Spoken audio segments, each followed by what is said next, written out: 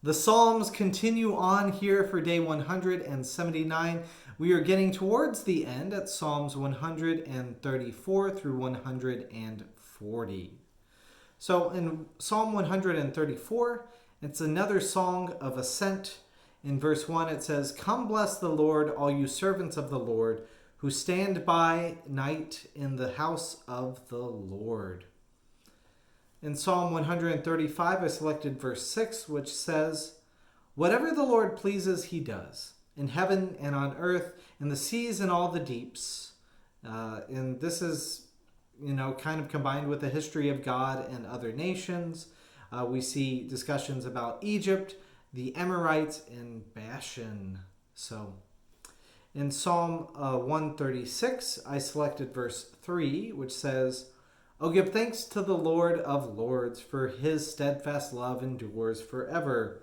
Who alone does great wonders, for his steadfast love endures forever." So, again, like we had in Psalm 135, it's a list of wonders along with the phrase of worship, which is very common in this part of the Psalms, which says, "For his steadfast love endures forever." So, it's kind of just ways to get people active in worship and also remembering the story and their heritage.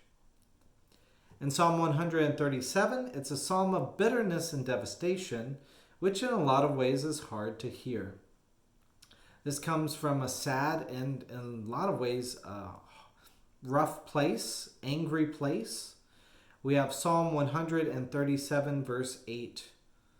"O daughter Babylon, you devastator, happy shall be they who pay you back what you have done to us. Happy shall be they who take your little ones and dash them against the rock." I can say for sure that I do not appreciate this prayer. It is not something that I feel like praying. It feels against life, and especially envisioning children who, in a lot of ways, are not they are not connected with their parents' decisions and all of that. It just sounds horrific to me. But at the same time, this is real. This is where their energy was at after they were defeated by Babylon. It seems like these actions were done against their children. So, you know, it's kind of the whole eye for an eye scenario where people want to take vengeance in the way that they had received vengeance from others. So, very sad. Moving on to Psalm 138, it's a psalm of David. In verse 3 it says, "On the day I called, you answered me. You increased my strength, my strength of soul."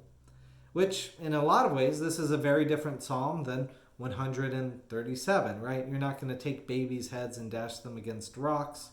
Instead, this is one of praising God where God shows up this time and provides them with deliverance and strength.